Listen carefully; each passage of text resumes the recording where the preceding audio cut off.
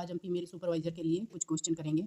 ये देखो, सर मोर समिति का गठन कब हुआ था? ये हुआ था 1943 में। ठीक है। राष्ट्रीय मलेरिया नियंत्रण कार्यक्रम कब शुरू किया गया था? ये किया गया था 1953 में। राष्ट्रीय मलेरिया उन्मूलन कार्यक्रम कब शुरू किया गया?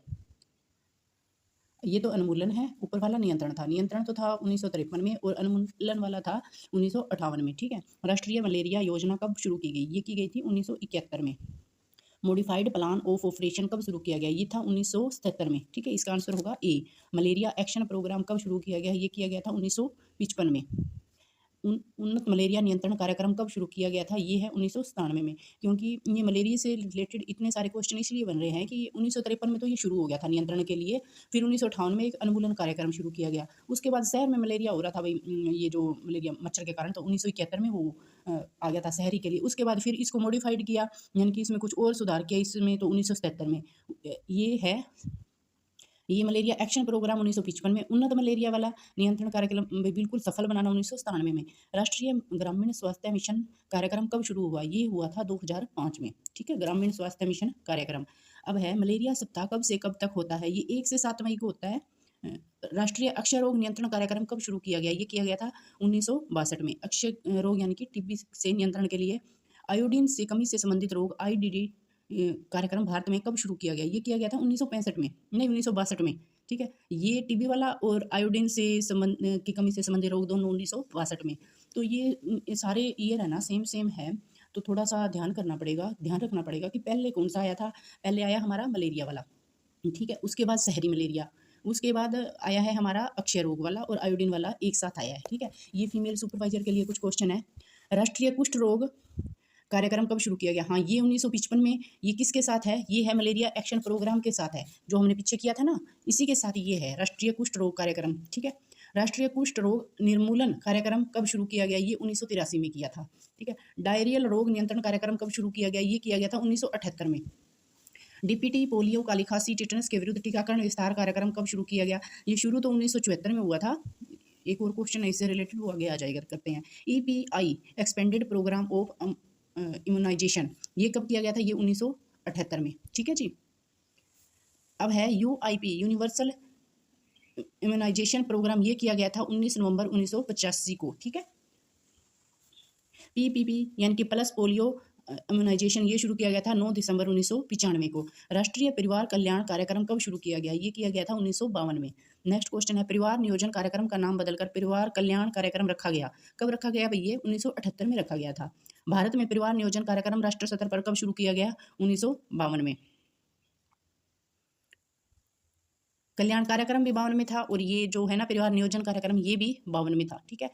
ये कुछ क्वेश्चन हो गए हमारे, 21 क्वेश्चन हो गए हैं। कुछ और कर लेते हैं ये ईयर से संबंधित। राष्ट्रीय स्वास्थ्य मंत्रालय में परिवार नियोजन विभाग कब स्थापित किया गया? ये किया गया था 1966 में। ठीक है। विभाग all India postmortem report programme शुरू किया गया 1970 में। गर्भावस्था की चिकित्सा समापन अधिनियम पारित किया गया 1972 में।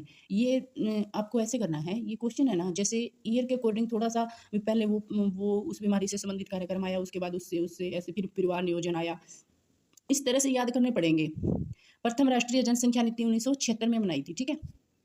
राष्ट्रीय स्वास्थ्य नीति कब तैयार की गई? ये 1982 में। राष्ट्रीय स्वास्थ्य नीति 1982 में तैयार की गई, जिसे संसद ने कब मंजूरी दी थी? इसका आंसर आएगा 1983 में। 82 वाली थी, 82 में तो तैयार की, 1 साल बाद इसको मंजूरी मिल गई थी। आयोडीन की कमी से संबंधित कार्यक्रम भारत में कब शुरू हुआ? ये पीछे भी क्वेश्चन आया था, 1962 में है ये। ओरल रिहाइड्रेशन सॉल्यूशन में निम्न में से शामिल नहीं है। इसमें पोटेशियम सल्फेट आएगा, ये तो होता ही है। सोडियम क्लोराइड भी होता है, जो